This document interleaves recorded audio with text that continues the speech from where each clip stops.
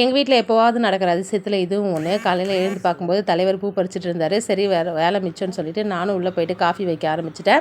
Coffee வச்சு குடிச்சிட்டு பறிச்சுட்டு வந்த பூவெல்லாம் அழகாக கட்டி வச்சுட்டு இட்லிக்கு மாவு காலி ஆகிடுச்சு. அதனால் அரிசி உளுந்து ஊற வைக்கலான்ட்டு லாஸ்ட் டைம் ஊற வைக்கிறப்ப நீங்கள் கேட்டிருந்தீங்க ரேஷியோ. இந்த அளவு பார்த்து சமைக்கிற ஆள் நான் கிடையாது. அப்பப்போ ஒரு அளவில் சமைப்பேன். அது ஆனால் நல்லா தான் வரும்.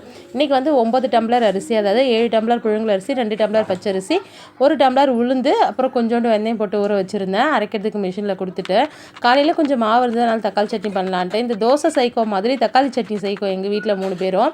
எனக்கு இந்த தக்காளி சட்னி சாப்பிட்டு தக்காளி சட்னினாலே வெறுப்பாயிடுச்சு. எனக்கு பொடி வச்சுக்கிட்டு தான் அவங்களுக்கு நான் சட்னி அரைப்பேன். பொடி இல்லாத அன்றைக்கி இந்த தக்காளி சட்னி நான் ப்ரிஃபரே பண்ண மாட்டேன். உங்கள் வீட்டில் யாராவது இருந்தால் எனக்கு கமெண்ட் பண்ணுங்கள். அப்புறம் மதியத்துக்கு செந்தில் வெளியில் போகிறதுனால பெருசாக லஞ்ச் எதுவும் செய்யறதில்ல. நைட்டு சாதம் கொஞ்சம் மீந்திருந்தது, அதை ஊற வச்சுருந்தேன். அதுதான் இன்றைக்கி மதியத்துக்கு தாளிக்கணும். வாழைக்காய் வந்து ஓஸில் கொடுத்துருந்தாங்க ஒருத்தவங்க, அது இருந்தது. சரி பஜ்ஜி போட்டுடலாம். ஃப்ரெஷ்ஷான வாழைக்காய் பார்த்தா பஜ்ஜி ஞாபகம் தான் வரும். அதனால் பஜ்ஜி போட்டுடலாம் அப்படின்னு இன்றைக்கி எப்பயும் போல் ஒரே வானல் ரெசிபி தான். வானல்லையே ஃபஸ்ட்டு வெங்காயம் தக்காளியை வதக்கிட்டு அதுக்கப்புறம் அதை தாளித்து கொட்டிட்டேன் சட்னி அரைச்சி. அதுக்கப்புறம் அதே வானல்லே நம்ம சாதமும் தாளிக்க போகிறோம். இந்த சாதம் ஊற வைக்கிற வீடியோ காமிக்கணும்னு நானும் நினச்சேன். நைட்டு நல்ல தூக்கத்தில் தான் எல்லா வேலையும் முடிச்சுட்டு ஊற வைக்கிறேன்னா வீடியோ எடுக்கவே மறந்துடுறேன்.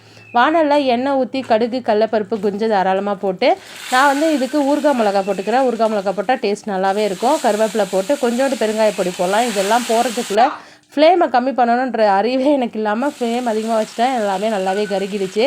சாதத்தை போட்டு இந்த மாதிரி அப்படியே கொஞ்சம் மென்மையாக கிளறி விடுங்க. ஏன்னா சாதம் அப்படியே குழஞ்சிரும். அதனால தான் நல்லாவே கருகிடுச்சு. ஒரு விஷயத்தில் நான் ரொம்ப டாக்ஸிக்காக இருந்தேன். அதுவே நான் இப்போ தான் கண்டுபிடிச்சேன். அந்த விஷயத்தை நான் உங்கள் கூட ஷேர் பண்ணுறேன். எங்கள் வீட்டில் செந்தில் எப்படின்னா ஒரு டிஷ்ஷு ரொம்ப ஆஹா ஓஹோ அப்படின்னு இருந்தால் ரொம்ப அப்படி பாராட்டுற டைப்பும் கிடையாது. நல்லா இல்லைன்னா நல்லாவே இல்லை அப்படின்னு சொல்கிற டைப்பும் கிடையாது. நல்லா இருந்தால் ஒரு இட்லியோ தோசையோ எக்ஸ்ட்ரா போகும். நல்லா இல்லாட்டி கம்முன்னு போயிடுவார். அவ்வளோதான். நான் வந்து ஃபஸ்ட்லாம் எக்ஸ்பெக்ட் பண்ணுவேன், நல்லா நம்ம செஞ்சுட்டோன்னா அவர் பாராட்டணும், அது பண்ணணும் இது பண்ணணும் அப்படின்னு சொல்லிட்டு. ஆனால் நல்லா இல்லைன்னா ஐயோ திட்டில் ஹாப்பி அப்படின்னு சொல்லிட்டு போயிடுவேன். அது எப்படின்னா ஒருத்தவங்க நல்லா இருக்குது அப்படின்னு சொல்கிறத ஏற்றுக்கிற மனப்பக்குவம். நல்லா இல்லைன்னு சொன்னாலும் அதை ஏற்றுக்கணும்ல.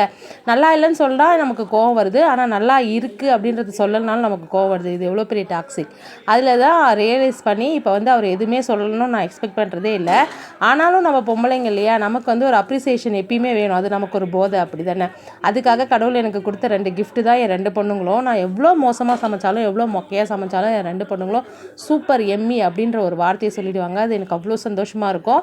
அதுக்காக ஓகே அப்படின்னு சொல்லிட்டு எப்படியாவது இந்த மாதிரி சொதப்பல் சமையலும் செய்வேன். டெக்கரேஷனுக்காக ஊறுகாய் மிளகாய் எடுத்து போட்டு வச்சுருந்தேன். பஜ்ஜி எடுத்துக்கிட்டு அப்புறம் ஒரு டப்பா காலியாக இருந்தது, கொஞ்சம் மிச்சர் கொட்டி நான் எடுத்துக்கிட்டேன். பசங்களுக்கு காலையில் தோசை போட்டு கொடுத்து பஜ்ஜி வச்சு தக்காளி சட்னி வச்சு இன்றைக்கி டிஃபனையுமே முடிச்சிட்டேன். உங்கள் வீட்டில் இன்றைக்கி என்ன லஞ்ச் என்ன டிஃபன் அப்படின்னு சொல்லிட்டு கமெண்ட் பண்ணுங்கள். வீடியோவில் தான் ஃப்ரெண்ட்ஸ் பிடிச்சிருந்தா லைக் பண்ணுங்கள். நம்ம சேனலை சப்ஸ்கிரைப் பண்ணுங்கள்.